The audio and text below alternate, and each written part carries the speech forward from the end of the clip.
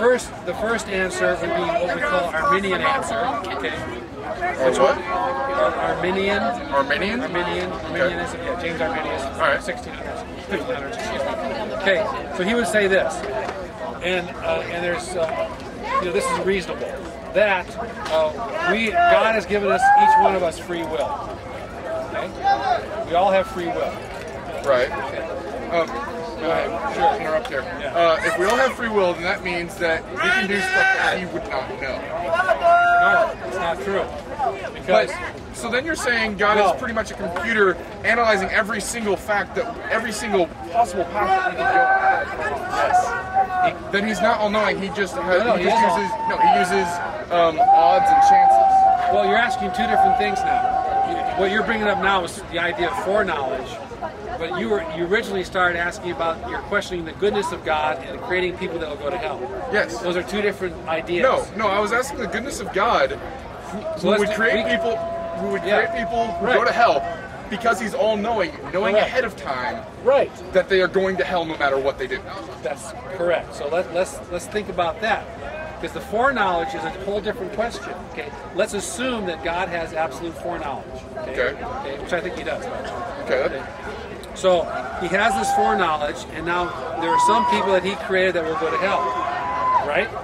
Okay. Okay, in the biblical scheme of things. Right. Okay, so when he creates them, he knows that they're going to choose a certain path that he does not want them to choose. So God has now very few options left. Okay. One option would be to not give us free will, so that those people that he creates will go to heaven. Now that would rob man of free will. Of course. Okay, so the question becomes, what is a greater good? Is a greater good to have free will and to freely choose to love God, or not to have it at all and have everyone be like in some kind of a euphoria without free will? So most people would agree that it's better to have free will and choose badly. Okay. Right.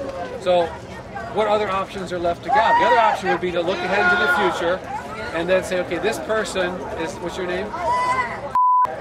Craig.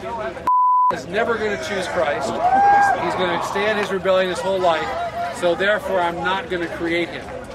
I'd be perfectly fine with that. If that means that I don't have to go into a horrible, horrible punishment with eternal torture and hellfire, then yeah, I'd much rather not being created at all. Okay, so the answer would be, can God create a world then where everyone who is born will choose Christ freely?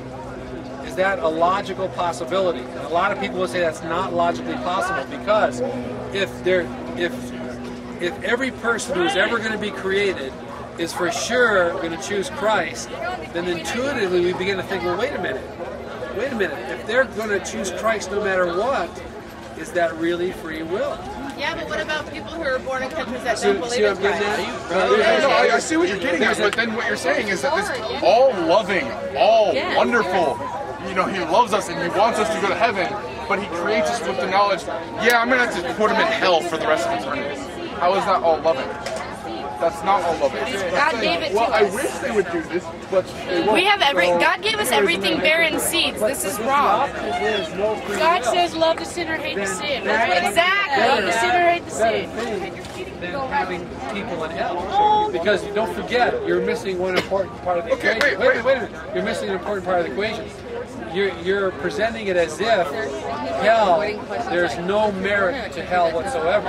Now, we freely admit why that did the Jesus Bible go teaches into a that hell's country painful, where eternal, it's a desert area, really bad very place small to go. towns, things But like that that, doesn't and yet mean didn't there's go no to merit say to it. China or Justice of Japan, God where is there was manifested in the this plain. great To culture, rebel against God. India, why didn't you go there? It said it waited thousands So of then years we don't before have free eventually will, getting because if we missionaries to go out there. but what if I want to go to heaven but not have to not Missionaries are rebel going against in God? there to That's my like choice. try and sell the religion and tell them how much better Christ is than their God. That's not No, I right. said I want to rebel against God, but I still want to go to heaven. So because it's free will, I'm allowed to do that.